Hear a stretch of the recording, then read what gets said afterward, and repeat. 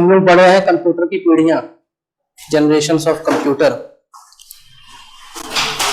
फिर से वापस पढ़ाता हूं मैं ना, पहली पीढ़ी दूसरी पीढ़ी की सब, और आज पूरी पीढ़ी खत्म कर देते हैं, 6 की 6 एक क्लास में सब खत्म। पीढ़ी क्या होता है? जैसे अब आम जीवन में देखें तो दादा, पिताजी, हम, दादाजी बोलते ये हमारी तीसरी पीढ़ी है अपने नाती को, पिताजी को बोलते दूसरी पीढ़ी है। तो पीढ़ी किसको कहते हैं? सबसे पहले उसमें आकार में बदलाव होता है, यानी उसके स्वरूप में बदलाव होता है। भाई दादा अलग है, पिताजी अलग होंगे, पिताजी का लड़का अलग होगा, ठीक है, यानी सबकी अलग अलग कुछ विशेषताएं होंगी। और सबसे जरूरी बात यह कि उनके बीच में कुछ संबंध होगा। ये मैंने आम भाषा आपको समझाया कि दादाजी नाती को बोलते ये हमारे घर की तीसरी पीढ़ी है, तीसरी दूसरी पीढ़ी है, अपने बेटे को बोलते पहली पीढ़ी है, अब अपने उसके हिसाब से, है ना। इस तरह कंप्यूटर की हम 6ठी पीढ़ी तक में आज जी रहे हैं। वस्तुतः हम कंप्यूटर की 4th, 5वीं, 6वीं तीनों पीढ़ियों को जी रहे हैं अभी, तीनों पीढ़ी में हम हैं अभी। तो हम कंप्यूटर की पहली से लेकर 6ठी पीढ़ी का सफर आज तय करेंगे, और इसमें हम ये देखेंगे सबसे मूल बात क्या होगी, कंप्यूटर में कुछ बदलाव आए होंगे। ये पहले जैसे आज सेलुलर में हम देखते हैं कम्युनिकेशंस में 1G, 2G, 3G, 4G, 5G आ गया। तो कोई पूछता है 4G और 5G में बेसिक अंतर क्या, तो आप बोलते हैं स्पीड, स्पीड बढ़ गई, स्पीड बढ़ गई तो उसकी कार्य क्षमता बढ़ गई। अगर जो चीज अब जीबी अगर पर सेकंड स्पीड में हम कोई चीज करेंगे, यानी कोई भी डाउनलोड या अपलोड जीबी पर सेकंड में होगा, तो उस स्पीड में आप कुछ भी करो, रियल टाइम कुछ भी करो आप। पहले 1G, 2G, 3G, 4G में सब जगह स्पीड का, जिसे मोटे तौर पर बैंडविड्थ कहते हैं, उसका अंतर है। आप लोग आज 5G फोन खरीद रहे हो, 5G कनेक्शंस ले रहे हो, कल को 6G भी आएगा, 7G, 8G, मतलब टेलीकॉम की दुनिया में ये स्पीड पर निर्भर करता है। उस तरह कंप्यूटर की दुनिया में कंप्यूटर किस चीज से मुख्यतः बना था। जैसे कंप्यूटर की जब भी हम बात करते हैं तो कंप्यूटर क्या होता है, एक ऐसा यंत्र है जो गणना करता है, जो कंप्यूट करे वो कंप्यूटर, हर वो यंत्र जो गणना करे वो कंप्यूटर। लेकिन आपके सिलेबस में जो कंप्यूटर है वो सिर्फ गणना नहीं करता है, साथ में प्रोसेसिंग भी करता है। आपके सिलेबस का जो कंप्यूटर है वो सिर्फ गणना नहीं करता, कैलकुलेटर भी गणना करता है, लेकिन वो कंप्यूटर नहीं है आपके सिलेबस का। ये भी गणना कर रहा है, ये मेरी आवाज रिकॉर्ड कर रहा है, वो भी गणना कर रहा है, लेकिन ये हमारे सिलेबस से कंप्यूटर नहीं है। आपका जो ICT है, इंफॉर्मेशन एंड कम्युनिकेशन टेक्नोलॉजी, इसमें जो आपका कंप्यूटर है वो क्या है, जो गणना करने के साथ साथ प्रोसेसिंग भी करता है, ठीक है। यानी जो यूजर है, यूजर यानी उपयोगकर्ता, उपयोगकर्ता कंप्यूटर को क्या देता है, इनपुट, और इनपुट को क्या कहते हैं, डेटा या डाटा, ठीक। अब कंप्यूटर इसमें क्या करता है, प्रोसेसिंग करता है, और फिर क्या जवाब देता है, आउटपुट। और आउटपुट को हम क्या कहते हैं, सूचना या इंफॉर्मेशन, ठीक है। हमारे सिलेबस का नाम क्या है, इंफॉर्मेशन एंड कम्युनिकेशन टेक्नोलॉजी, यानी सूचना एवं संचार प्रौद्योगिकी। तो सूचना कहां से आती है, डेटा पे जब प्रोसेसिंग होती है तो सूचना आती है। अब सूचना किस प्रकार से हमारे पास तक पहुंची, वो तरीका संचार में आएगा, वो तरीका संचार है। भाई इसके अंदर क्या हो रहा है, संचार का माध्यम है, प्रोसेसिंग और संचार इसके अंदर है। और जिन तकनीकों से यूजर इनपुट दे रहा है और आउटपुट पा रहा है वो तकनीक है। तो ICT में ये होता है, इंफॉर्मेशन एंड कम्युनिकेशन टेक्नोलॉजी। तो आपकी ICT कंप्यूटर क्या है, वो संगणक या मतलब वो यंत्र जो कि इनपुट पर प्रोसेसिंग करके सूचना देगा, वही आपका सिलेबस का कंप्यूटर है। समझ में आई बात। कंप्यूटर ये सब है, ये भी कंप्यूटर, ये भी कंप्यूटर, हर वो चीज जो गणना करे वो कंप्यूटर है, लेकिन हमारे सिलेबस का कंप्यूटर वो है जो कि प्रोसेसिंग करे, जो प्रोसेसिंग करे वो कंप्यूटर है। क्लियर इतनी बात। अब इसके हमने प्रकार पढ़ लिए हैं, वो ज्यादा उसमें मतलब कुछ रॉकेट साइंस नहीं है। आप लोग पिछले 2 टॉपिक पढ़ लेना, डाउट हो मुझसे पूछ जरूर लेना कि सर सुपर कंप्यूटर में कंफ्यूजन हो रहा है, मिनी कंप्यूटर में कंफ्यूजन हो रहा है, समझा दूंगा मैं, ठीक। आज हम बात कर रहे हैं कंप्यूटर की पीढ़ी। तो मैं आज एक टेबल बना देता हूं, टेबल से काम आसान हो जाएगा, थोड़ा जल्दी भी हो जाएगा। 1 2 3 4 5 6, ठीक। तो पहली पीढ़ी, ये दूसरी पीढ़ी, ये तीसरी पीढ़ी, ये चौथी पीढ़ी, ये 5वीं पीढ़ी और ये 6वीं पीढ़ी। कंप्यूटर की 6 पीढ़ी। अभी मैंने कहा कि आज के दौर में हम इन तीनों पीढ़ियों को जी रहे हैं, हम तीनों पीढ़ियों में हैं। यानी आज के समय हम इन तीनों पीढ़ियों के कंप्यूटर का यूज करते हैं। ये पढ़ते हुए हम समझ जाएंगे कैसे यूज कर रहे हैं। क्लियर?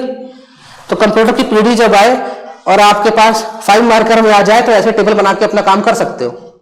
ठीक है, गागर में सागर भर देंगे, आज भरते हैं अपन। तो पहली पीढ़ी जो है, अब इनके कुछ नाम दिए गए हैं, इनके कुछ नाम दिए गए। किस रूप में इनका नाम दिया गया है? जिस चीज का उपयोग सबसे ज्यादा किया गया उस कंप्यूटर में, उसी हिसाब से उसका नाम दे दिया गया। जैसे पहली पीढ़ी को हमने क्या बोला? वैक्यूम ट्यूब, वैक्यूम ट्यूब पीढ़ी, वैक्यूम ट्यूब पीढ़ी। ठीक है, दूसरी को क्या बोला गया? पहले एक बार लिख दे फिर समझाता हूं। दूसरी को क्या बोला गया? ट्रांजिस्टर। तीसरी को क्या बोला गया? आईसी। चौथे को माइक्रो प्रोसेसर, इसको LSI, इसको AI। ठीक, अब समझते हैं। अब लिखने का काम खत्म, अब समझने का काम। देखो, आज आपके पास जो कंप्यूटर है, जो टैबलेट है, जो आईफोन है, टैबलेट आप जानते हैं, लैपटॉप भी आप जानते हैं, कंप्यूटर भी आप जानते हैं। ये काफ़ी छोटा हो गया है, काफ़ी हल्का भी हो गया है। आजकल तो ऐड आते हैं कि उंगली में घुमाता रहता है कोई, ये लैपटॉप टैबलेट घुमा के दिखा देता है कि हम ऐसे घुमा रहे हैं। तो बड़ा हल्का है, बड़ा छोटा है, बहुत कॉम्पैक्ट है, बहुत तेज है। यानी हम पहली से लेकर छठी पीढ़ी तक आते आते हमारा आकार छोटा हुआ होगा। ठीक, आकार छोटा हुआ होगा। ठीक है, और ऊर्जा खपत ये कम हुई होगी। ठीक, एसी का उपयोग, ये मतलब मुझे इधर नहीं लिखना है, ऐसे लिखना है। आकार, ऊर्जा खपत, स्पीड, एसी का उपयोग, दिख रहा है ना सबको? और क्या बोले? प्रशिक्षित लोग, मशीनी भाषा, मशीन भाषा का उपयोग। ये आपकी नोट्स में मैं सबको इकट्ठा करके समझा रहा हूं कि समझ में आ जाए। सारा खेल अपन को सिर्फ बात करने में समझ में आएगा, लिखने में नहीं। और मेमोरी और स्पीड लिख दिया, और संचालन खर्च, और अब थोड़ा सा ध्यान देना। जिस तरह हम पहली से छठी पीढ़ी में आए हैं तो हमारा आकार क्या होगा? आकार क्या होगा? घटेगा, घटता हुआ, है ना, छोटा। यानी धीमे धीमे हमारा आकार घटता जाएगा। ठीक, ऊर्जा खपत घटती जाएगी, स्पीड बढ़ेगी,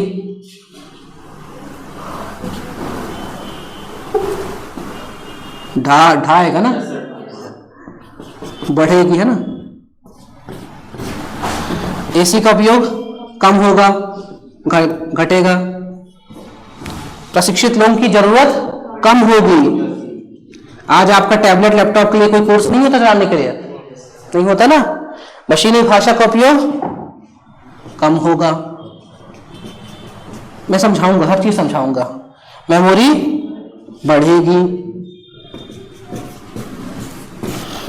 संचालन खर्च कम होगा। ठीक, ये समझ में आया? ये मैंने कैसे लिखा अब समझाता हूं मैं। देखिए, 1937 का वक्त था जब दुनिया का पहला कंप्यूटर बनाया गया। चार्ल्स बेबेज को हम नहीं मान रहे, क्यों? हम अपने सिलेबस का कंप्यूटर की बात कर रहे हैं। हमारा सिलेबस का कंप्यूटर क्या है? जो प्रोसेसिंग करे। तो हमारा वो कंप्यूटर जो प्रोसेसिंग करा, वो पहला कंप्यूटर 1937 में बना। जब वो बना तो वो बहुत बड़ा था, यानी तुलनात्मक रूप में कहो तो इस कोचिंग बराबर था, इतना बड़ा कंप्यूटर था।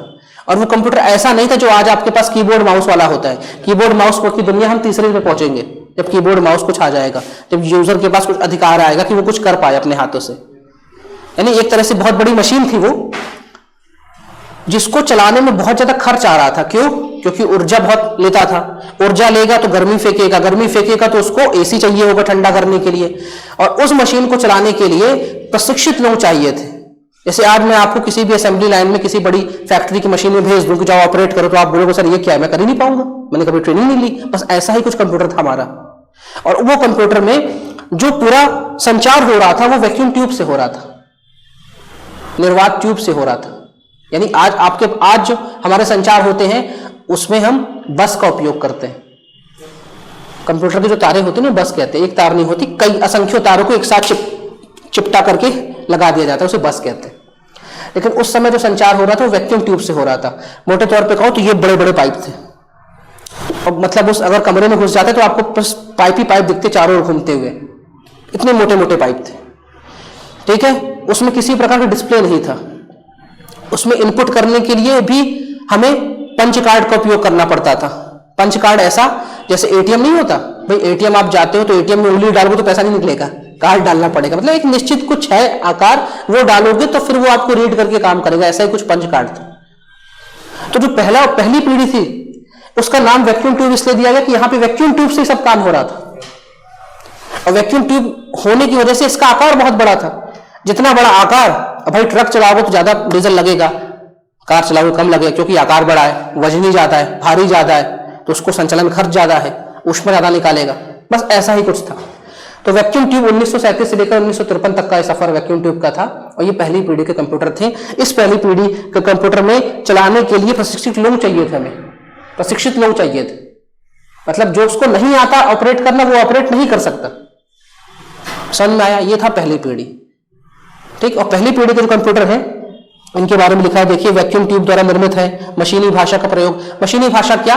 सिंपल सी वो भाषा जिस भाषा को मशीन समझता है। अभी आप मशीनी भाषा में हम नहीं गए हैं, जब जाएंगे तब अच्छे समझाऊंगा। अभी इतना ये समझ लो कि आपके सामने मैंने एक कोई यंत्र ला के रख दिया जिसको आपने कभी देखा नहीं है, अब उसको ऑपरेट करना कैसे करोगे? आप बोलोगे ना ट्यूटोरियल दो साहब, पढ़ के करे कैसे। तो जिस यंत्र की भाषा को मशीनी भाषा कहते हैं, यानी मशीन की भाषा को मशीनी भाषा, और हमारी मशीन कंप्यूटर है इसलिए कंप्यूटर की भाषा को हम मशीनी भाषा कहते हैं। यानी पहली पीढ़ी मशीनी भाषा में चल रही थी। अब जिसको मशीनी भाषा आती है वही चलाएगा, इसलिए प्रशिक्षित लोगों की आवश्यकता थी, हर कोई चला नहीं सकता उसको। अधिक वजनी था, इसकी गति धीमी थी, स्पीड कम थी। आज हम जीबी टीबी में बात कर रहे हैं, तब उस समय ऐसा नहीं था, इनकी स्पीड बहुत कम थी। अब स्पीड कम है तो, और मेमोरी इनमें बहुत कम यूज हो रही थी, यानी मेमोरी इनकी बहुत कम थी। अरे अपने ही जमाने में अपने सीडी के दौर से पेन ड्राइव, और आजकल हम मेमोरी में इनबिल्ट जीबी का मेमोरी स्पेस देख रहे हैं, 128 जीबी 256 जीबी अपने ही दौर पे देख रहे हैं 5-8 सालों में। यानी धीमे धीमे मेमोरी हमें ज्यादा मिल रही है कम स्पेस में। तो यहाँ पे मेमोरी बहुत कम थी, बहुत लिमिटेड मेमोरी थी, बहुत लिमिटेड। समझ में आई बात? और क्या है? अधिक वजनी था, धीमी गति थी, एसी की आवश्यकता थी, अधिक मात्रा में बिजली का प्रयोग था। भाई अब एसी चलेगा तो बिजली लगेगा। इनपुट और आउटपुट के लिए पंच कार्ड और चुंबकीय टेप की आवश्यकता थी। पंच कार्ड अभी समझ में आया? एटीएम समझ लो, ऐसा ही कुछ कार्ड है एटीएम।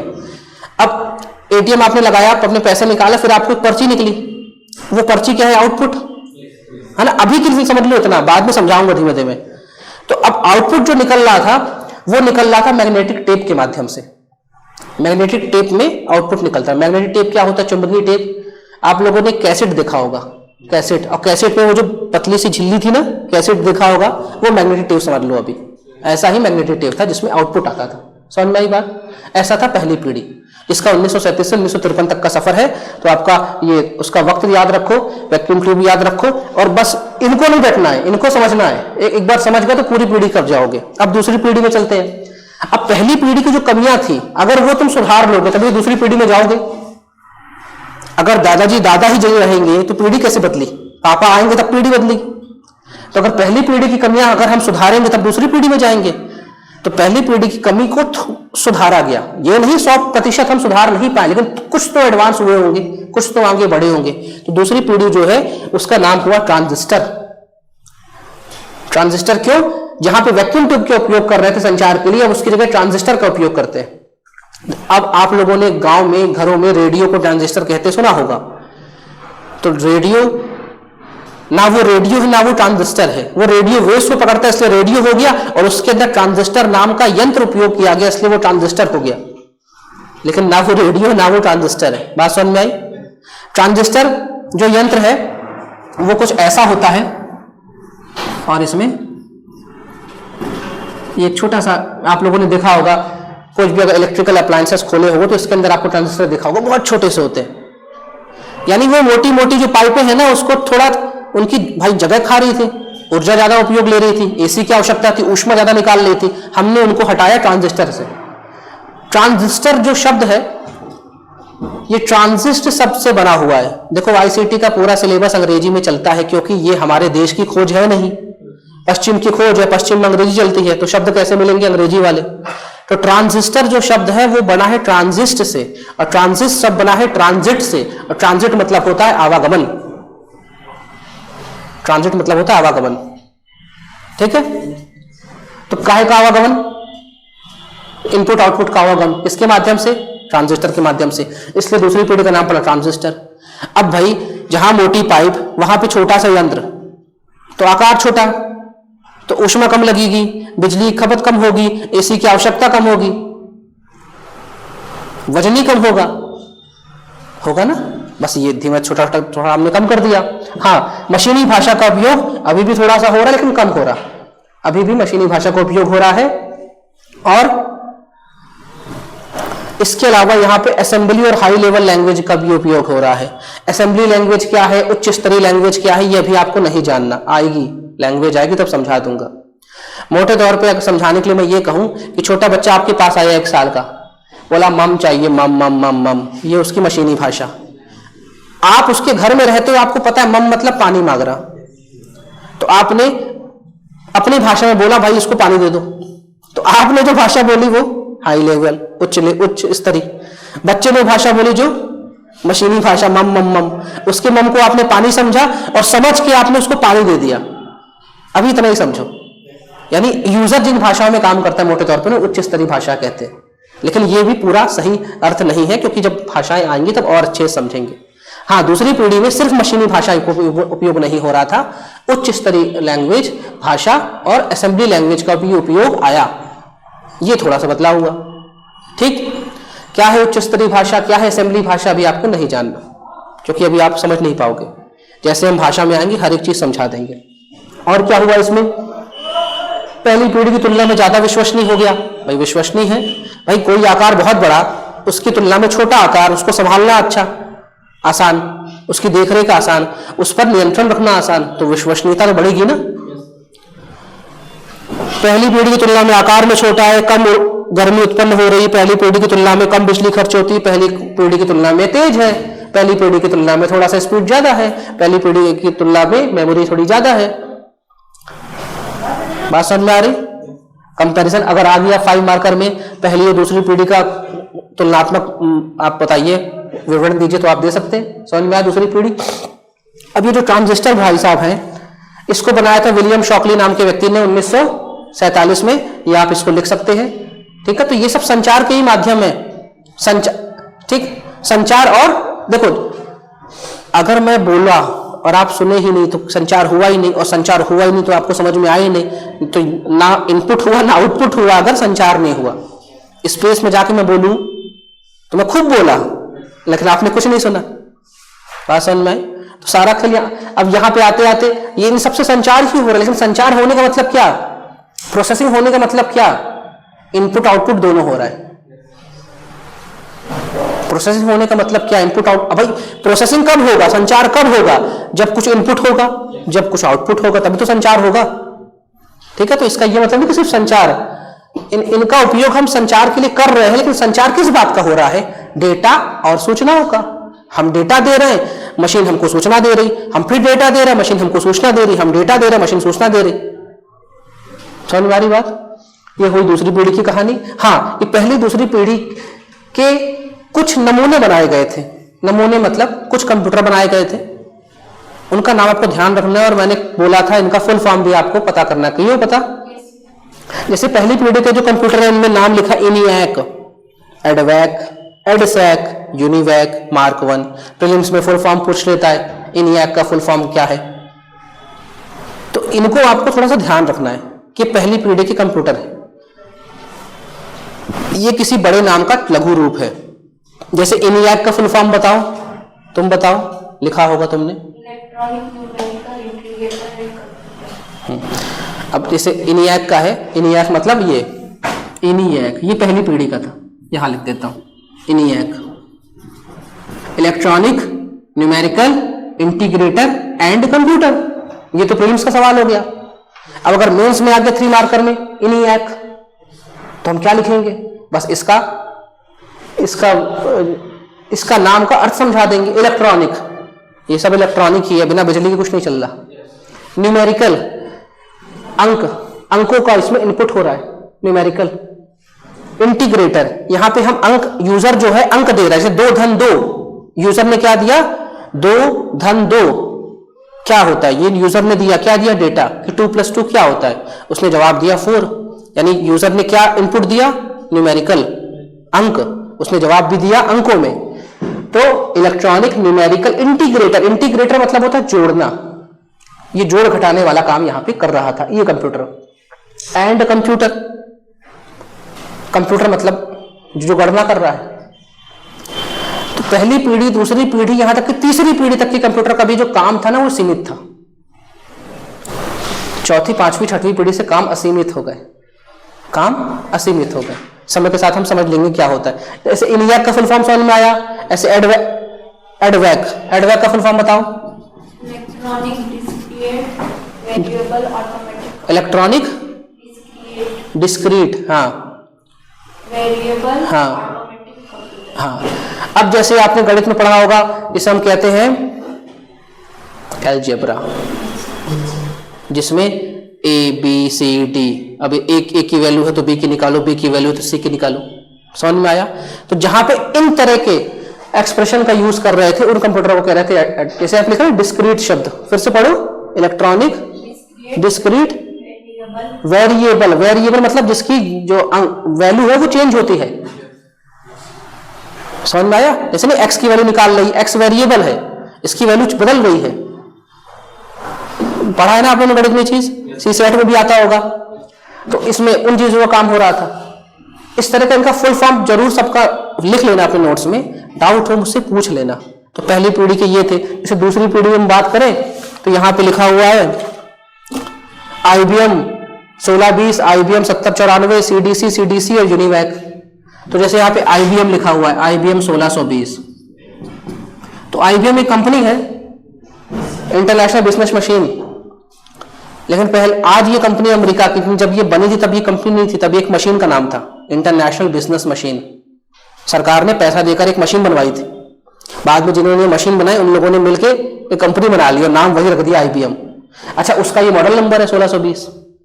जैसे आपके मोबाइल के मॉडल नंबर होते हैं, ओप्पो, रेडमी, एप्पल के मॉडल नंबर होते हैं, तो 1620 है, 7094 है। अब जैसे CDC है, CDC का फुल फॉर्म पता करो आप क्या है, नोट्स मतलब गूगल करके इसका फुल फॉर्म लिख लो, डाउट है मुझसे पूछ लो। हाँ, कभी कभी प्रीलिम्स में सुमेलित करने में आ जाएगा, मेंस में 3 मार्कर में उठा के रख देगा IBM 1694 क्या होता है। ठीक है, 1620 क्या है, अगर पता है तो लिख दोगे, नहीं तो आप बोलोगे ये कंप्यूटर का एक नया मॉडल है जो अभी लॉन्च हुआ है मिलेगा मार्क्स एक भी नहीं। ठीक है, तो उनके आपको एग्जाम्पल आप याद रखने हैं। अच्छा, तीसरी पीढ़ी में चलते हैं। 1963 के समय से पीढ़ी आई तीसरी, इसमें आई, इसका नाम है इंटीग्रेटेड सर्किट, कहीं का इंटीग्रेटेड चिप भी कहा जाता है। इसे हम शॉर्ट फॉर्म में IC कहते हैं, इंटीग्रेटेड। देखो, इंटीग्रेटर का हिंदी भी इंटीग्रेटेड ही लिखा होगा, इसका बिल्कुल शुद्ध हिंदी नहीं करेगा, क्योंकि ये शब्द है पश्चिम के, हमारे देश के शब्द नहीं कि हम इनका हिंदी करते। इंटीग्रेटेड सर्किट, चलो मैंने सर्किट ऐसे लिख दिया, या चिप, इसको CRICUIT कहते हैं, इसे CHIP कहते हैं, इंटीग्रेटेड सर्किट या इंटीग्रेटेड चिप। तो तीसरी पीढ़ी का नाम IC है। क्यों IC है? यहां पे इकट्ठा, इंटीग्रेटेड मतलब होता है इकट्ठा करना, इंटीग्रेशन डिफरेंशिएशन 11वीं में शायद था मैथ में, है ना। इंटीग्रेशन मतलब होता है इकट्ठा करना, इंटीग्रेट करना। जैसे हम बोलते हैं कि जम्मू कश्मीर भारत का इंटीग्रल पार्ट है, अभिन्न अंग है, ये हमारा हिस्सा है, हम सबसे अलग नहीं है। तो इंटीग्रेट मतलब होता है इकट्ठा करना। किसको इकट्ठा किया इसमें भाई? ट्रांजिस्टरों को इकट्ठा किया हमने यहाँ पे, लाखों करोड़ों ट्रांजिस्टर को इकट्ठा कर दिया एक चिप में। चिप मतलब होता है एक प्लेटफॉर्म, एक प्लेटफॉर्म। जैसे मान लो ये मेरा हाथ एक चिप है, अब इसके ऊपर मैंने बहुत सारे ट्रांजिस्टर चिपका दिए, तो ये क्या कहलाई? आईसी। आईसी में क्या होता है? ट्रांजिस्टर होते हैं बहुत सारे। बहुत सारे ट्रांजिस्टरों से एक सर्किट बनाया जाता है। सर्किट मतलब होता है रास्ता। जैसे अगर हम बात करें शहरों की, तो शहर में सर्किट है किसका? रोडों का, सीमेंट की रोडों का सर्किट है। भौर कुआं से नौलखा जाने का एक सर्किट है, उस रास्ते में चले जाएंगे। उस तरह इंटीग्रेट सर्किट में किसको इंटीग्रेट किया गया है? ट्रांजिस्टरों को। और लाखों करोड़ ट्रांजिस्टरों को इकट्ठा किया गया इसमें, कम जगह पे, कम जगह पे लाखों करोड़ों, लाखों बोल रहा हूं, करोड़ों बोल रहा हूं, दोनों क्यों बोल रहा हूं? जैसा उपयोग है वैसे हमने आईसी लगाई। जितनी पावरफुल आईसी होगी उतना पावरफुल आपका कंप्यूटर हो जाएगा, उतना महंगा कंप्यूटर हो जाएगा। यानी आज हमारे देश में कंप्यूटर महंगा किस बात पे है? अपनी रफ्तार, अपनी क्षमता के आधार पर, ना कि आकार के आधार पर। आकार पे कंप्यूटर महंगा नहीं होता, जितना ताकतवर है, जितना स्पीड है। और ताकतवर किस बारे में?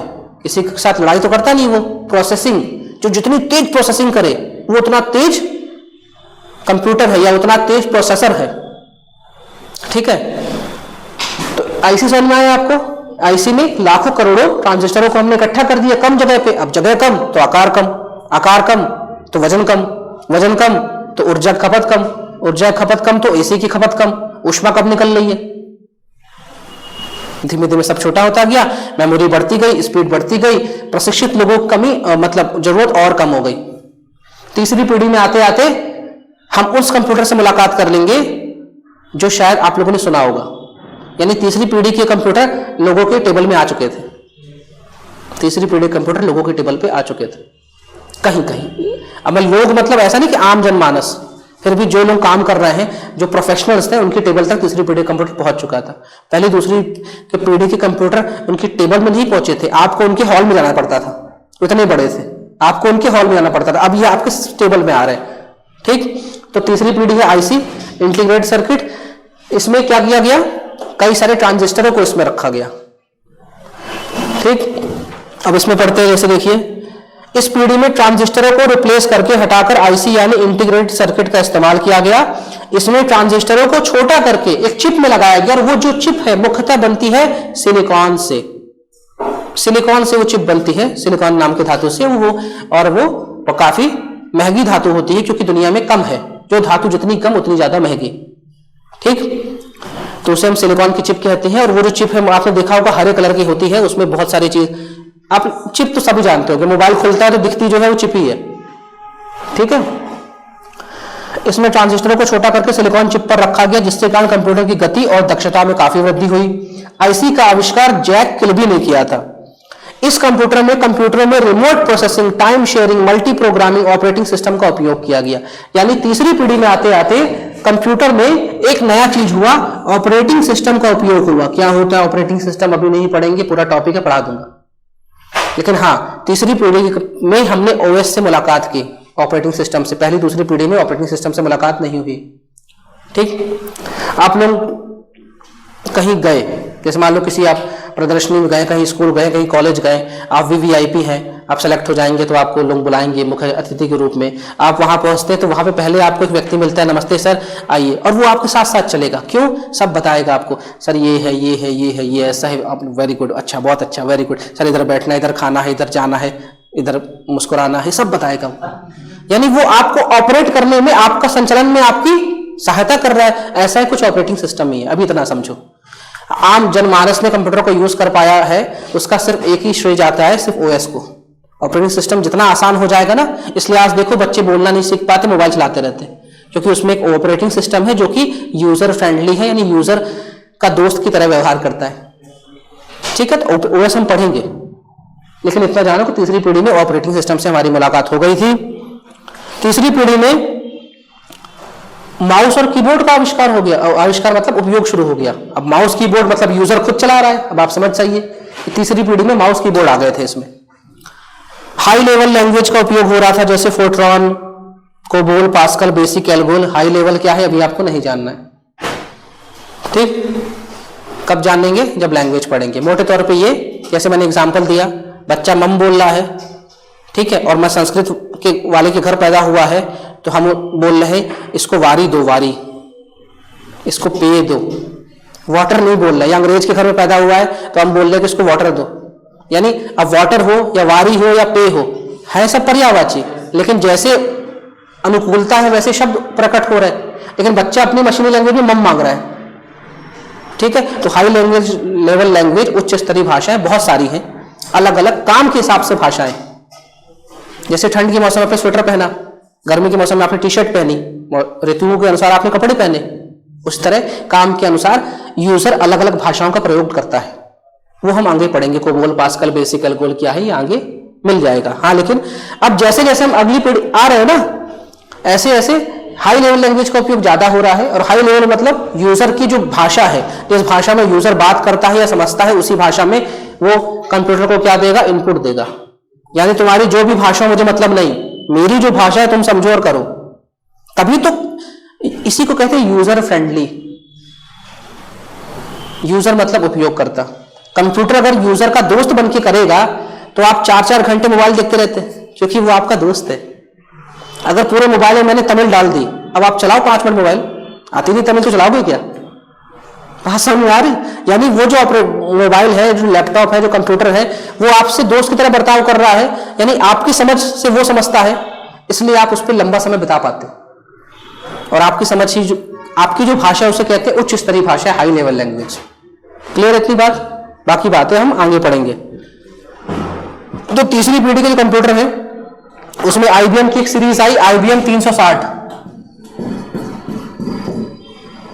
फिर आई है, इसमें नाम है हनीवेल का 6000 सीरीज, आईबीएम का 370 सीरीज, टीडीसी का 316। ये उनके मॉडल नंबर है। ये कंप्यूटर उन्होंने बनाए थे जिनमें कीबोर्ड का उपयोग था, ऑपरेटिंग सिस्टम था, माउस लगा हुआ था, ठीक है, जिसमें चिप लगी हुई थी।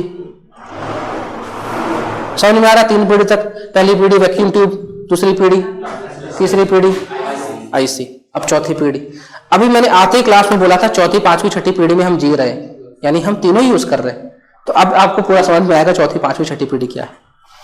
तो चौथी पीढ़ी जो है उसको कहते हैं माइक्रो प्रोसेसर। माइक्रो प्रोसेसर में प्रोसेसर मतलब जो प्रोसेसिंग करे, प्रोसेसिंग करके, तो प्रोसेसिंग किस बात की जाती है भाई? गुड डाटा की प्रोसेसिंग की जाती है और निकलता क्या है? सूचना। यूजर डेटा देता है, उस पर होती प्रोसेसिंग, यानी काम होता है, और उससे निकलता है आउटपुट, रिजल्ट, जो कि सूचना कहलाता है। ठीक, तो डाटा क्या होता है? अपूर्ण जानकारी ही डेटा होती है। अपूर्ण जानकारी डेटा होती है, पूर्ण जानकारी सूचना होती है। यूजर को सब पता होता तो कंप्यूटर से क्यों पूछता? तो अपूर्ण है ना वो, इसलिए उसने जो जानकारी दी वो अपूर्ण, वो डेटा, अपूर्ण जानकारी हुई सूचना। अब माइक्रो प्रोसेसर में क्या होगा? कई सारी आईसी को हमने एक साथ रख दिया, और किस में रखा? एक बड़े से बोर्ड में। इसका नाम है मदरबोर्ड। मदरबोर्ड तो आपने सुना होगा। मोबाइल 10,000 का लाया और मोबाइल बंद हो गया, उसके पास गए, उसने बोला सर मदरबोर्ड चला गया। कितने का? 5,500 का। आपने बोला 10,000 का तो मोबाइल था, 5,500 का तुम मदरबोर्ड बोल रहे हो, ये क्या चीज होती है? तो बोलेगा साहब समझ लो यही सब पूरी जान है। मदरबोर्ड, माँ जगत जननी है वो नहीं होगा तो तुम नहीं होगे। मदरबोर्ड यानी जिस चीज पे पूरा ढांचा टिका हुआ है वो उसे मदरबोर्ड कहते हैं। जैसे अभी हम आप कहाँ बैठे हैं? टेबल कुर्सी में नहीं, हम आप टिकी है इस फर्श में। अगर ये ना हो तो काहे की टेबल, काहे की कुर्सी? तो ये हमारी मदरबोर्ड है। अब इसके ऊपर जो चाहे वो लगा दो। तो माइक्रो प्रोसेसर जो होते हैं, माइक्रो प्रोसेसर में बहुत सारी आईसी को इकट्ठा करके माइक्रो प्रोसेसर बनाया जाता है, और माइक्रो प्रोसेसर जिस पर फिक्स होते हैं उन्हें कहते हैं मदरबोर्ड। माइक्रो प्रोसेसर जिस पर फिक्स होता है उसको कहते हैं मदरबोर्ड। ठीक है, जैसे इस क्लास में पूरी फर्श है, इस फर्श में, इस क्लास में बहुत सारे लोग हैं, कुछ खड़े हैं कुछ बैठे हैं, लेकिन जो खड़े हैं वो टीचर हैं, जो बैठे हैं स्टूडेंट हैं। तो समझ लो मैं हूं प्रोसेसर कंप्यूटर का, और आप हो कंप्यूटर के अलग अलग पार्ट्स, और हम सब खड़े चिपके किस में हैं? मदरबोर्ड में। यानी मदरबोर्ड का कॉन्सेप्ट इसमें आया चौथी पीढ़ी में। और कंप्यूटर की जान, दिमाग होता है प्रोसेसर। कंप्यूटर का प्रोसेसर खराब हो गया, फिर आपका भले मोबाइल का प्रोसेसर चला गया, फिर आप बोलो सर कैमरा तो सही था यार, टच भी सही था, सब कुछ सही है, इसका प्रोसेसर तो बोला तुम्हारा सब सामान सही रहे, मुझे मतलब नहीं, प्रोसेसर खराब है तो नहीं चलेगा कुछ, यानी प्रोसेसर है तो सब चलेगा, प्रोसेसर नहीं है तो नहीं चलेगा। ठीक है, तो आजकल दुकान वाले अगर प्रोसेसर जाता है तो उसको ही बोल देते मदरबोर्ड चला गया, यानी उनको रिप्लेस कुछ नहीं करना, सीधा नया लगाना है, कुछ बनाना नहीं उनको। तो माइक्रो प्रोसेसर में क्या है, कई असंख्यों आईसी को हमने जोड़ के क्या बना दिया, माइक्रो प्रोसेसर। कई असंख्यों ट्रांजिस्टर को जोड़ के हमने बनाया आईसी, कई असंख्यों आईसी को जोड़ के हमने बनाया माइक्रो प्रोसेसर। और हाँ, आज की दुनिया में जो कंप्यूटर आप खरीदने जाते हो ना, वो इन पर बिकते हैं, इन पर माइक्रो प्रोसेसर कौन सा है। कंप्यूटर जो खरीदने जाता है वो अपनी भाषा में पूछता है कि भाई i3 है, i5 है, i7 है, कि ये सब पहले पूछेगा प्रोसेसर कौन सा, प्रोसेसर का नाम पूछता है वो, उसके हिसाब से वो समझ जाता है कि तेज प्रोसेसर, धीमा प्रोसेसर है। और प्रोसेसर की ही कीमत होती है आपके कंप्यूटरों में, फिर बाकी अलग चीज है, लाल पीला हरा नीला, उसका कीमत नहीं होता। कंप्यूटर कीमत है प्रोसेसर का, उसके बाद आप कितनी मेमोरी ले रहे हो, कितना रैम ले रहे हो, कितना रोम ले रहे हो, कितनी हार्ड डिस्क ले रहे हो, कौन सा ग्राफिक्स कार्ड लगा रहे हो, वो सबसे बड़ी कीमत है प्रोसेसर की। ये जितने तेज होंगे उतना तेज आपका कंप्यूटर हो जाएगा। और कंप्यूटर अगर तेज होगा तो आप उसमें असीमित काम कर सकते हो, असीमित। आज कंप्यूटर सब कुछ कर सकता है, सब कुछ कर सकता है, ऐसा कुछ काम नहीं जो नहीं कर सकता कंप्यूटर सब कुछ कर सकता है। और ये असीमित जो उसकी उपयोगिता है वो चौथी पीढ़ी से हमें देखने को मिली, जब वो माइक्रो प्रोसेसर में आ गया। तो शुरुआत में इन माइक्रो प्रोसेसर के नाम थे जैसे पेंटियम 1, पेंटियम 2, जिसे हम P1 कहते थे, P2, P3, P4, फिर आए डुअल कोर 2 डियो, फिर आई सीरीज, आई जनरेशन के कंप्यूटर आ गए, i2, i3, i4, i5, i6, i7, i8, i9।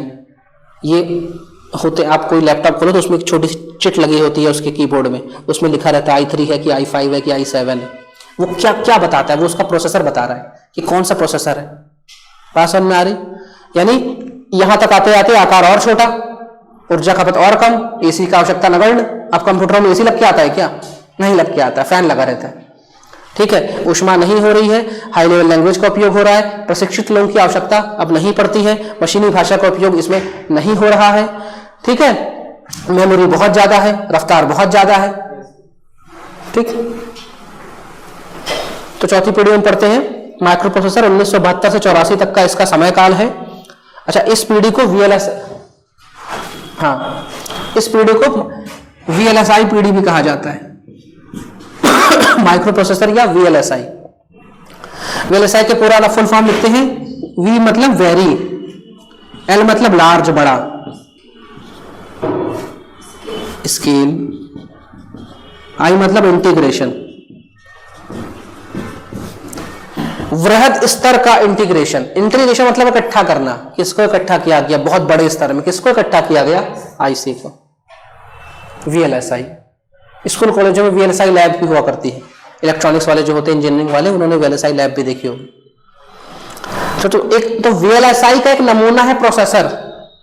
अब भाई मैं मंडी में गया, मंडी में मेरे संतरे की मेरी दुकान है और 4 ट्रक आके संतरे उतर गए और मैंने उन संतरों की अलग अलग पेटी में रखवा दिया और मैंने बोला ये है संतरों का VLSI। तो क्या गलत है? क्या नहीं है, बहुत बड़े स्तरों पे संतरों का इकट्ठा किया मैंने, ये संतरों का VLSI हो गया। लेकिन ये समझाने के लिए, ये VLSI ULSI शब्द जो है इलेक्ट्रॉनिक्स के शब्द होते हैं।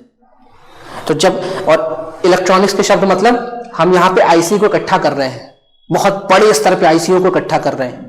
तो जहां बहुत बड़े स्तर पे आईसी को इकट्ठा किया जाता है उसे VLSI कहते हैं, और जहां बहुत बड़े स्तर पे कई सारी VLSI को इकट्ठा किया जाता है वहां पे ULSI का मतलब होता है अल्ट्रा, बाकी चीज वही है। जहां बहुत सारी VLSI को इकट्ठा कर दिया, बहुत सारे माइक्रोप्रोसेसर को इकट्ठा कर दिया, उन्हें ULSI कहते हैं। आज आपके हाथ में जो कंप्यूटर है ना, वही है ये माइक्रोप्रोसेसर। आपके हाथ में कंप्यूटर मतलब पर्सनल कंप्यूटर, पीसी। आपके जो आपके पीसी है नॉर्मल, वो चौथी पीढ़ी के। आप 5वीं 6वीं का उपयोग अभी नहीं कर रहे, लेकिन हो रहा है दुनिया में। हम बात करते हैं कैसे, ये समझ में आया चौथी पीढ़ी क्या। अब चौथी पीढ़ी में लिखा हुआ देखिए, 1981 में IBM ने माइक्रो कंप्यूटर का विकास किया, जिसे पर्सनल कंप्यूटर भी कहते हैं। कंप्यूटर के जब हमने प्रकार पढ़े थे तो हमने आकार के वर्गीकरण पढ़े थे। सबसे बड़ा आकार का कंप्यूटर होता है सुपर कंप्यूटर। आज सुपर कंप्यूटर बड़ा आकार का हुआ है क्योंकि उसमें हमने बहुत सारे क्या लगाए होंगे, ULSI, इसलिए उसका आकार बड़ा है, इसलिए नहीं कि वो बहुत पुरानी तकनीक है।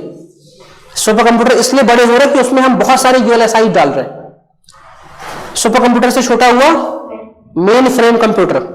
मेन फ्रेम कंप्यूटर वो होते हैं जो कि बड़े बड़े बैंकों में लगे होते हैं। यानी बैंक में आप जाते हैं, अलग अलग काउंटर में पैसा जमा हो रहा है, अलग अलग काउंटर से पैसा निकल रहा है, अलग अलग काउंटर में खाता खुल रहा है, और एक बैंक में नहीं, एसबीआई की लाखों ब्रांचों में एक ही समय आपने पैसा डाला, फटाक से मैसेज आया। यानी एसबीआई के सारे कंप्यूटर किसी एक कंप्यूटर या किन्हीं बड़े कंप्यूटर से जुड़े होंगे। बड़े मतलब आकार से नहीं, कोई पीछे कंप्यूटर होगा, उन्हें कहते हैं मेन फ्रेम कंप्यूटर। तो मेन फ्रेम कंप्यूटर एक बार में 256 कंप्यूटर को जोड़ पाता है अपने आप में, मेन फ्रेम। तो जैसे हो सकता है इंदौर की एसबीआई की जो ब्रांच है उनमें से 8-10 ब्रांचों का एक मेन फ्रेम कंप्यूटर हो। कभी कभी आप ब्रांच में जाते बोलते सर्वर डाउन है, तो आप बोलते हो अरे चल तो रहा मैडम कंप्यूटर, झूठ बोल रही हो, चल रहा है कंप्यूटर। तो मैडम बोलती भैया सर्वर डाउन है। कुछ समझ जाते कुछ नहीं। सर्वर मतलब जो हमें सर्व कर रहा है। क्या सर्व कर रहा है? हमने बोला भाई 5,000 रुपये रमेश के खाते में डालना, एंटर मारा, उस कंप्यूटर ने उसकी एंट्री करके की और हमको जानकारी दी, तो हमको क्या उसने सर्व किया? जानकारी। तो वो कंप्यूटर क्या कहलाए? सर्वर कंप्यूटर या मेन फ्रेम। सर्वर भी हम बात करेंगे।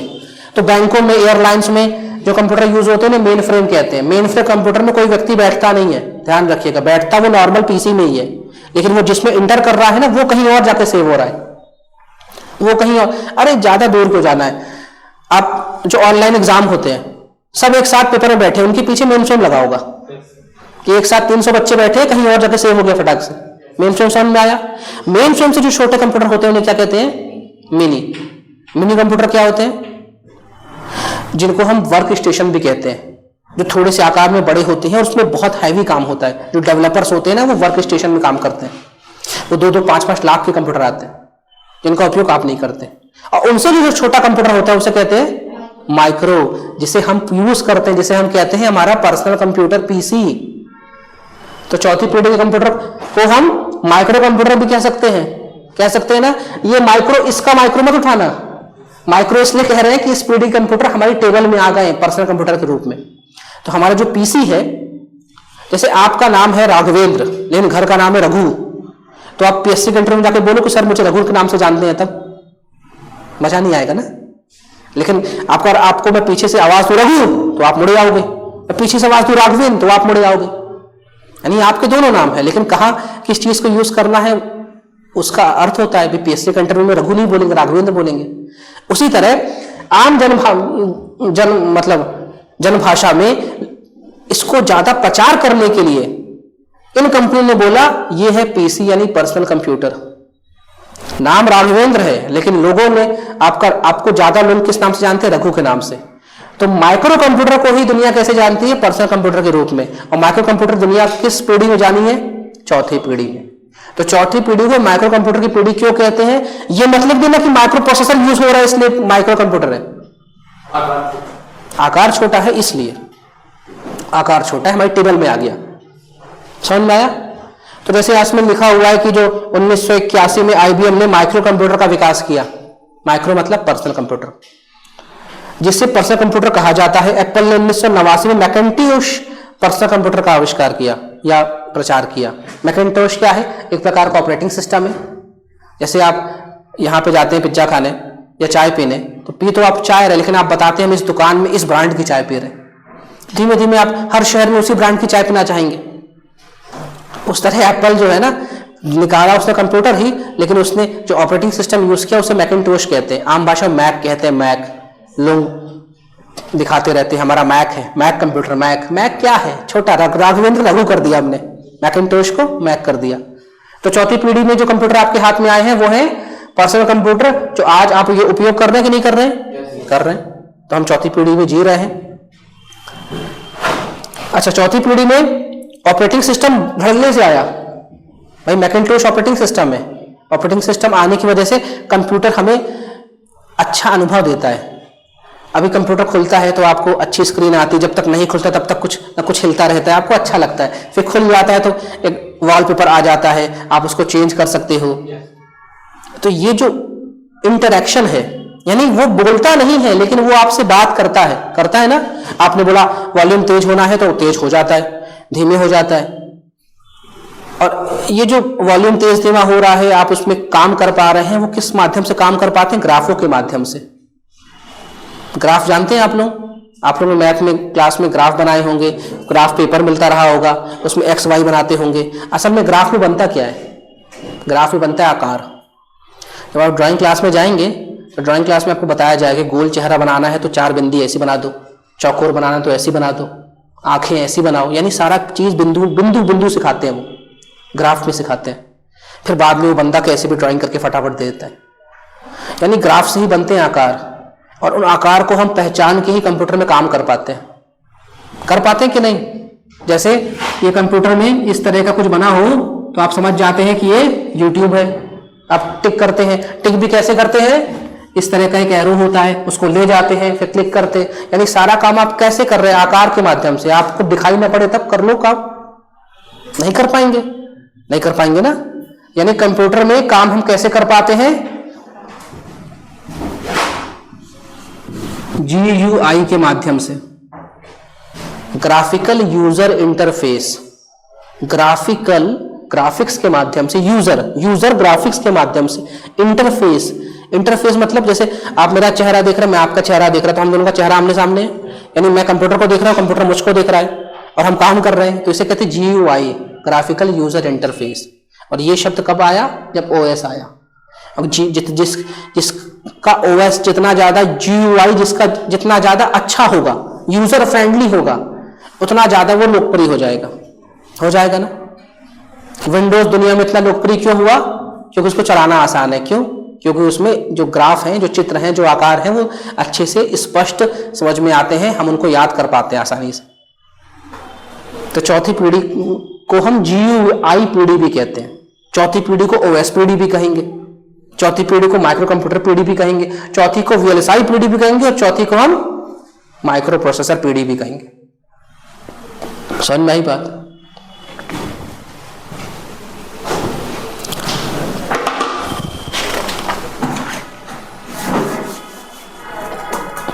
अब 5वीं पीढ़ी में चलते हैं। ऐसा नहीं कि आज हम ये 5वीं 6वीं पढ़ा देंगे तो फिर अब जीवन में कभी नहीं पढ़ाएंगे। हमारा पूरा सिलेबस इन्हीं पे बेस चलता है, तो आज तो हम इनका इंट्रोडक्शन करके खत्म कर देंगे। अभी जैसे जैसे आगे पढ़ोगे ना भाई, अगर मुझे मेमोरी पढ़ाऊंगा तो समझाऊंगा ना, मेमोरी कब से आई, कहाँ से आई, मैं आपको समझाऊंगा। प्रोसेसर पढ़ाऊंगा, लैंग्वेज पढ़ाऊंगा, तो बताऊंगा, तो सब फिर आएगा। 5वीं पीढ़ी क्या है? ULSI में क्या अंतर हो रहा है बताओ? कई सारे प्रोसेसर हमने एक साथ लगा दिए, नाम ही है अल्ट्रा लार्ज स्केल इंटीग्रेशन। यहाँ वेरी लार्ज, यहाँ अल्ट्रा लार्ज। आपके PSC में वेरी लार्ज से क्वेश्चन आते हैं, अल्ट्रा लार्ज आते हैं तो हो सकता है पूरी कॉपी में एक ही सवाल होता है, वो अल्ट्रा लार्ज हो जाता है। AC को हम अल्ट्रा लार्ज क्वेश्चन कह सकते हैं। लिखो भाई 1000, 1200, 600 में वो अल्ट्रा लार्ज, यानी कई सारे आंसरों को एक में लिख दिया तो अल्ट्रा लार्ज हो गया। वैसे कई सारे VLSI को एक में डाला तो ULSI हो गया, कई सारे माइक्रो प्रोसेसर को डाला तो VLSI हो गया, ULSI हो गया, अल्ट्रा लार्ज। ULSI कंप्यूटर का उपयोग आम व्यक्ति नहीं करता, आम व्यक्ति सिर्फ इसका उपयोग करता है। इनका उपयोग कौन कर रहा होगा? फिर बड़े बड़ी कंपनियां, बड़े बड़े कॉर्पोरेशंस। तो ULSI जो है, ULSI में बनते हैं सुपर कंप्यूटर्स बनेंगे भाई। लाखों प्रोसेसर एक बार में डाल दिया एक जगह पे, बन गया सुपर कंप्यूटर। परम, प्रद्युम्न, शिवाय बनने में मान चल रहा है कि 500 करोड़ का एक कंप्यूटर बन रहा है। अब आप इतने होते हैं, अरबों खरबों के कंप्यूटर बनते हैं, सुपर कंप्यूटर। क्यों? सब कुछ बना किससे? सेमीकंडक्टर से। और सेमीकंडक्टर में भी सबसे इंपॉर्टेंट है सिलिकॉन, जर्मेनियम, जो कि करोड़ों के आते हैं। अब उन्हीं से मेमोरी बन रही है, उन्हीं से चिप बन रही है। तो भाई अगर आप इतना सारा यंत्र लगाएंगे एक जगह तो अरबों खरबों का हो जाएगा। तो ULSI का इंपॉर्टेंट मतलब एग्जाम्पल है सुपर कंप्यूटर्स। समझ में आया? सुपर कंप्यूटर ULSI में बनते हैं। और सुपर कंप्यूटर भी वैसा नहीं होता कि ये मेरा कीबोर्ड, ये मेरा माउस। सुपर कंप्यूटर भी बड़े बड़े कमरों में होते हैं, 2, 4, 5, 8 कमरों में होते हैं। और सुपर कंप्यूटर का उपयोग क्या होता है? हर जगह होता है यार। मनुष्य भाई, हमारी सीमा है। क्या सीमा है? व्यक्ति पहले तो ह्यूमन एरर कर देगा, दूसरा व्यक्ति थक जाएगा। हम कंप्यूटर में काम करें, कंप्यूटर थकता नहीं कि हम थक जाते हैं। हम लोग 2 घंटे बोलते चाय पीनी है। अब हमारे देश में रेलवे चल रही है, एयरवेज चल रही हैं, बड़ी बड़ी बैंकिंग चल रही है, रेलवे की टिकट बुकिंग हो रही है, मौसम विज्ञान, मौसम भविष्यवाणी, भाई कब तूफान कब आंधी, कहीं भूकंप आ रहा है, कहीं रिसर्च हो रहा है, कहीं डेवलपमेंट, मिसाइलें लॉन्च हो रही हैं, बड़ी बड़ी मशीनें चल रही हैं। ये सबको कौन संभाल रहा होगा? आदमी संभालेंगे क्या? आदमी संभालेंगे? भाग जाएंगे चाय पीने, काम ठप हो जाएगा। उनके पीछे लगे सुपर कंप्यूटर्स, बड़े बड़े सुपर कंप्यूटर्स लगे। इसलिए सुपर कंप्यूटर जब बनते हैं तब न्यूज में आते हैं कि IIT खड़गपुर ने बनाया, लेकिन उसके बाद कहाँ यूज होते कभी नहीं आते, क्योंकि हमारे देश के अति महत्वपूर्ण एसेट है ये। पाकिस्तान का मालूम चल गया, मार देगा मिसाइल्स पे, कहाँ रखे सुपर कंप्यूटर? हमारे देश की सुरक्षा, बहुत बड़ी सुरक्षा जिम्मेदारी इन पे होती है, इसलिए सुपर कंप्यूटर का उपयोग बड़े स्तरों पे होता है। अब भाई वायरस आ रहा है, तो वायरस आया, अब उस पर रिसर्च होनी है। अब आपने 10 लाख लोगों का सैंपल तो ले लिया, अब 10 लाख लोगों का सैंपल सिर्फ इसलिए लिया नहीं जाता कि आपको कोरोना है कि नहीं, इसलिए भी लिया जाता है। नेशनल इंस्टीट्यूट ऑफ वायरोलॉजी ये भी चेक करती है ये वायरस आया कहां से, पैदा कैसे हुआ, अब ये क्या बनेगा, तो वो सब कौन करेगा? उस पर रिसर्च सुपर कंप्यूटर कर रहे हैं। अब देश में हवाएं चल रही हैं, अब इतना बड़ा हमारा देश है, कहीं पर्वत है, कहीं पठार है, कहीं नदियां हैं, कहीं तालाब है, कहीं झरने हैं, कहीं रेगिस्तान है। अब हर जगह कहीं तूफान उठ रहा है, तो कहीं ओले गिर रहे हैं, कहीं बर्फबारी हो रही, और सरकार को पूरा विकास करना इसी आधार पे, तो वो निकालता रहता। आप मौसम कैसा है, सरकार 1 साल पहले का बता देती है कि भाई इस साल सूखा होगा नहीं होगा, कौन बताते हैं? सब सुपर कंप्यूटर बताते हैं। फिर आप खुद नेविगेशन कर रहे हैं, आप गूगल मैप का उपयोग कर रहे हैं, तो गूगल मैप का उपयोग कर रहे हैं, जितनी और भी आप नेविगेशन कर रहे हैं उसके पीछे सुपर कंप्यूटर्स लगे हुए हैं। आपने अपने मोबाइल से बोला कि इंदौर से भोपाल बताओ रास्ता कैसा है, तो फटाक से बता देगा कि मांगलिया के पास जाम लगा हुआ है, देवास तक रास्ता सही है, सोनू कक्ष में ट्रक पलट गया, सब बताता है। तो क्या वो आदमी दौड़ाया कि दौड़ के जल्दी बता कैसा रास्ता है? और इस तरह लाखों करोड़ों लोग एक समय एक गूगल मैप को ढूंढ रहे हैं, और देख रहे हैं, यूट्यूब को देख रहे हैं। तो इन सब के पीछे सुपर कंप्यूटर्स होते हैं, या ये कहूं बहुत सारे मेनफ्रेम कंप्यूटर को मिलाकर सुपर कंप्यूटर बना देते हैं। बहुत सारे मेनफ्रेम को मिलाकर सुपर कंप्यूटर बनते हैं। तो कुछ का काम तो विशिष्ट होता है और कुछ का काम बिखरा हुआ होता है। जैसे YouTube वाले हैं, अब YouTube के पास हो सकता है उनके पास 10 लाख मेन फ्रेम कंप्यूटर हो या 5-8 सुपर कंप्यूटर हो। अब उनको लग रहा है कि इंडिया में लॉकडाउन लगा है, 2 महीने लोग खाली रहेंगे, तो 2-4 सुपर कंप्यूटर इधर लगाओ इंडिया में, क्योंकि लोग दिन भर यूट्यूब को देखेंगे, तो काम के हिसाब से वो यूज करते हैं। ठीक है, तो ULSI जो है वो अल्ट्रा लार्ज स्केल इंटीग्रेशन है, तो आमतौर पर सुपर कंप्यूटर इसी श्रेणी में आता है, सुपर कंप्यूटर इसी श्रेणी में आते हैं। चलिए ULSI के बारे में पढ़ते हैं। इस पीढ़ी के कंप्यूटर अधिक शक्तिशाली है, तेज है, उच्च तकनीक है, ज्यादा मेमोरी वाले हैं। इस पीढ़ी के कंप्यूटर में ULSI सर्किट का उपयोग किया गया है, जिसमें 1 करोड़ कंपोनेंट्स लगाए जा सकते हैं। 1 करोड़ कंपोनेंट्स, कंपोनेंट शब्द यूज हुआ, माइक्रो प्रोसेसर यूज नहीं हुआ, क्योंकि माइक्रो प्रोसेसर में IC होते हैं।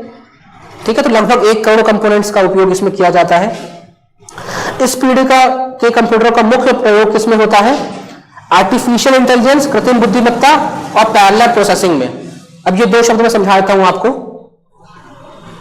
फिर आज की क्लास को विराम देते हैं। पैरेलल प्रोसेसिंग, पैरेलल मतलब होता है समानांतर, प्रोसेसिंग, और मैंने क्या बोला? आर्टिफिशियल इंटेलिजेंस, बुद्धिमत्ता।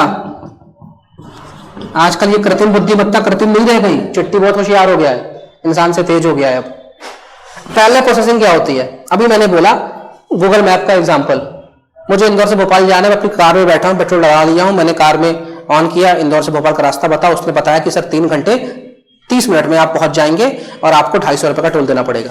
मैंने बोला स्टार्ट हो गया, वो चलने लगा। अब मेरी गाड़ी 80 में जा रही है, 80 बता रहा है, 60 में जा रही 60 बता रहा है, थोड़ी आगे जाके बता रहा है कि 2 किलोमीटर बाद जाम लगा हुआ है। ठीक है, अच्छी बात है, वो मुझे सर्व कर रहा है, सैटेलाइट के माध्यम से कर रहा है, कहां से कर रहा है मुझे मतलब नहीं। मेरे बगल में 4 कारें और चल रही, वो भी गूगल मैप चलाई हुई है। इस तरह देश भर में एक ही समय पे 50 लाख कार गूगल मैप चला रही है, तो समानांतर चला रही है ना, समानांतर प्रोसेसिंग हो रही है ना। समझ में आया? समानांतर प्रोसेसिंग होती है इसमें ULSI में। समझ में एग्जाम्पल? कृत्रिम बुद्धिमत्ता, कृत्रिम बुद्धिमत्ता मतलब बुद्धिमत्ता किसके पास है? जानवरों के पास बुद्धि है क्या? नहीं, इंसानों के पास है, यानी सामाजिक जानवर के पास बुद्धि है। हमारे पास बुद्धि है। अब ये बुद्धि हमने समय के साथ बहुत सारा ज्ञान अर्जित किया, उसमें बहुत सारे अनुभव डाले और बुद्धि को अपनी बढ़ाते चले गए और समय के अनुसार लोगों ये बुद्धि चली गई। इसी बुद्धि की वजह से हमने कंप्यूटर बनाया, इसी बुद्धि की वजह से हम इतना आगे विकास कर पाए। हमने सोचा मनुष्य कब तक अपनी बुद्धि लगाएगा, थोड़ी बुद्धि कंप्यूटर को दे दो। क्योंकि चौथी पीढ़ी तक के कंप्यूटर को क्या बोला जाता है? डम्ब मशीन, बुद्धू मशीन, बुद्धू डम्ब मशीन। कंप्यूटर जादू कर सकता है, लेकिन कंप्यूटर जादू कब करेगा? जब जादूगर उसको चलाए। जादूगर चलाएगा तो जादू करेगा, नहीं तो वो नहीं करेगा जादू। लेकिन अब कंप्यूटर जादू कर रहा है 5वीं और 6ठी पीढ़ी में, क्योंकि जादूगर ने अपना दिमाग इसको दिया। कैसे भाई? 2 × 2 क्या होता है? 4। हमको कैसे पता? क्योंकि हमने बचपन में पढ़ा है। 4 × 4 क्या होता है? 16। हमको कैसे पता? क्योंकि हमने याद की है टेबल, 4 × 4 16। बस जो हमने याद की, हमने सब किसको डाल दी? कंप्यूटर के पास डाल दी। साथ में जो हमारे पास अनुभव थे, उस अनुभवों को हमने कंप्यूटर में डालना शुरू किया। और एक आदमी अपना अनुभव ही डाल रहा है, लाखों करोड़ों लोग अपना अनुभव उसमें डाल रहे हैं। तो धीमे धीमे हमारे अनुभवों से सीख रहा है। जैसे रात के 9 बजे मैं उसको बोल रहा हूं कि भाई गाना सुनाओ, तो मुझे हनुमान चालीसा नहीं सुनाएगा। और सुबह के 5 बजे बोल रहा हूं मुझे गाना सुनाओ, तो मुझे हनुमान चालीसा सुनाएगा। क्यों? क्योंकि मेरे अनुभव को उसने रीड किया कि सुबह अगर गाना बजाता है यूट्यूब में, हनुमान चालीसा सुनता है, रात में बजाता है तो फिल्मी गाने सुनता है। अब हमने उसको दिमाग दिया था अपना, वो रटने, इसे कहते एल्गोरिदम। वो रटा, हमारे जो हैबिट है ना, हिस्ट्री है, हमारी हिस्ट्री को रटा। और अब आप सुबह 5 बजे चलाओ यूट्यूब, तो फिल्मी गाने आएंगे ही नहीं, 10 गाने भक्ति आएंगे। क्यों? क्योंकि वो रटा। ये थोड़ी सी बुद्धि आई ना उसमें। फिर अगर हम अगर स्विगी से खाना मंगाते हैं और हमने पिछले 4 ऑर्डर में बटर पनीर मंगाई, तो जैसे हम 5वीं बार खोलेंगे ना स्विगी, तो पहले बोलेगा आज भी बटर पनीर खाओगे क्या? खा लो। इंसान भी तो ऐसे ही बात करता है ना। हम किसी होटल में जाते हैं, 4 बार एक ऑर्डर मंगाए, तो 5वीं बार वेटर बोलता है साहब वही लगा दूं जो आप हर बार खाते हैं। यही बोलता है ना, बुद्धि, अनुभव। बस ऐसा अनुभव, बुद्धि हमने इसमें डालना शुरू कर दी 5वीं पीढ़ी में। तो 5वीं पीढ़ी जो है वो यूएलएसआई और एआई दोनों का मिक्स था, लेकिन 6ठी पीढ़ी पूरी एआई की आ गई। 6ठी पीढ़ी पूरी एआई की आ गई। आज जो हंगामा मचा हुआ है दुनिया में कि चैट जीपीटी आ गया, बाढ़ आ गया है, ये सब लोग क्या कर रहे हैं? ये पूरी तरह इंसानों से भी तेज सोच रहे हैं। आप उनसे बात करो, चैट जीपीटी से बात करो, जेमिनी से बात करो, आप उसको बोलो यार कहानी सुनाओ, तो कहानी सुनाएगा भी बकायदा। एक राजा था, एक रानी थी, मजा नहीं आया, घोड़े की सुनाओ, घोड़े में चला गया, मजा नहीं आया, भूत की सुनाओ, भूत की सुनाएगा। फटाक से सुना रहा है, इंसान से तेज सुना रहा है, आपसे बात कर रहा है वो। तो ये 6ठी पीढ़ी है एआई की, जहां पे वो मनुष्य की जैसे है, बात कर रहा है, आपके हल कर रहा है। यानी कुछ दिनों बाद अगर मतलब हम तो विकासशील देश के व्यक्ति हैं, पैसा हमारे पास बहुत कम है, अगर सब कुछ संभव हो रहा तो 4-5 साल बाद आपको टीचर भी मिलेंगे नहीं यहाँ पढ़ाने के लिए। यहाँ एक एआई खड़ा होगा, रोबोट, वो आपको पढ़ाएगा और मुझसे भी अच्छा, सबसे अच्छा पढ़ाएगा। क्योंकि मेरी भी एक सीमा है, कुछ भूल जाऊंगा तो देखूंगा। उसके पास तो असंख्य गूगल बैठा है उसके दिमाग में, पूछते रहो बताता रहेगा। उसको बोलो तमिल पढ़ाओ, तमिल पढ़ाएगा, तेलुगु पढ़ाएगा, हिंदी उड़िया पढ़ाएगा, पंजाबी पढ़ाएगा, तुरंत पढ़ाएगा। ये नहीं बोलेगा कल मैं पूछ के आऊंगा, सीख के आऊंगा। तो 6ठी पीढ़ी एआई की है, 6ठी पीढ़ी एआई की, जो फुल एआई में चल रही। ये आपका करंट अफेयर्स में आएगा, एआई में क्या क्या नवाचार हो रहा है वो हम पढ़ेंगे। तो इसीलिए मैं कहता हूं 4ठी, 5वीं, 6ठी पीढ़ी में हम जी रहे हैं।